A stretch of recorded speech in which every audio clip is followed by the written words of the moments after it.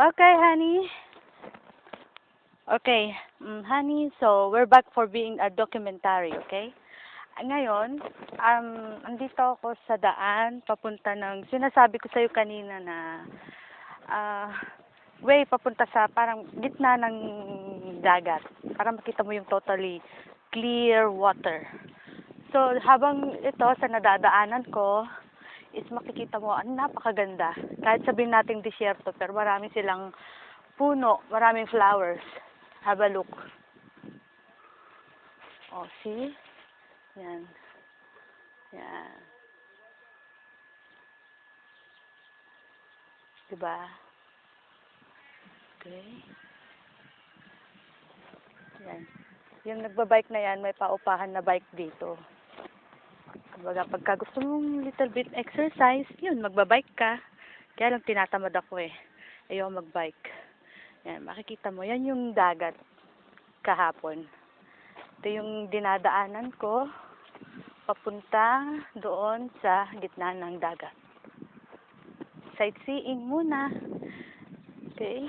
Then later on, matutulog ulit ako. Magbabasa ng libro. Hintayin ko yung oras para bukas. Balik na ulit ako ng Dubai. Yan. Ito under construction. Maybe hotel ito. Ginagawang hotel. Yan. Ganda, diba? Nakikita mo yan na portable yan. Yan, tinatawag nilang mosque. Kumbaga parang church. Dasalan ng mga Muslim. Yan. Okay. Kita mo yung daan ko. Para akong tanga mag-isa.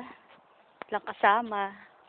Hindi ko na kasi nakita yung mga dating kasabayan pumunta rito eh. Sa mo ako naglalakad. O, di ba mag-isa ko? Parang tanga. Sana honey, nandito ka rin. No? Para sabay nating explore ang Kish.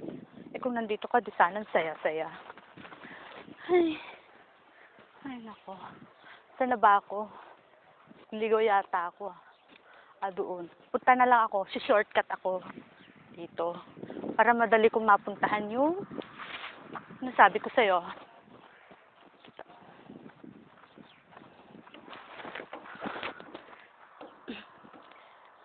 I've been living with the shadows overhead. I've been sleeping with a cloud above my bed.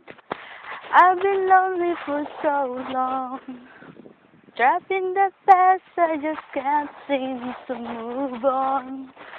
All I wanna do is find a way back into life. Ew.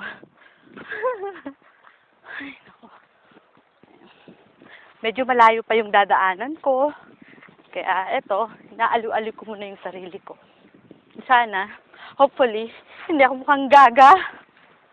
Ay, naku, ini-imagine ko, no, honey. Nandito tayo, kasama natin yung mga bata. Tignan mo. O, di ba ang ganda-ganda? Saya-saya sana. Paano ko ma-appreciate yung ganito kagandang nature? Ha? Paano? Sabihin mo sa akin, honey.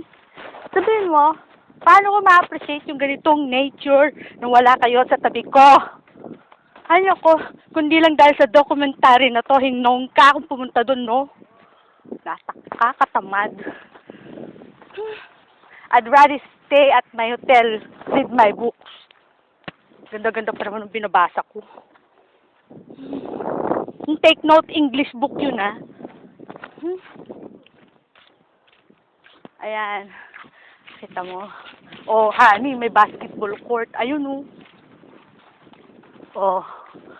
O, di sana nagbabasketball ka dyan. O, di ba? Saya-saya sana. Asan na ba ako? Ito ba yung dinaanan namin dati? Nagkapagod. Ay, nako. Ay, nako.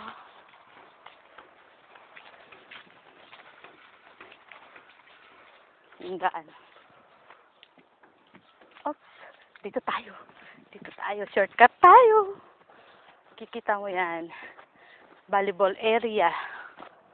Pwede ka mag-volleyball pag may kalaro ka. Shortcut ako, sa dagat na lang ako dadaan. O, matatapos na to. Another chapter na lang ulit. Okay? And then, maybe, mamaya ako na ulit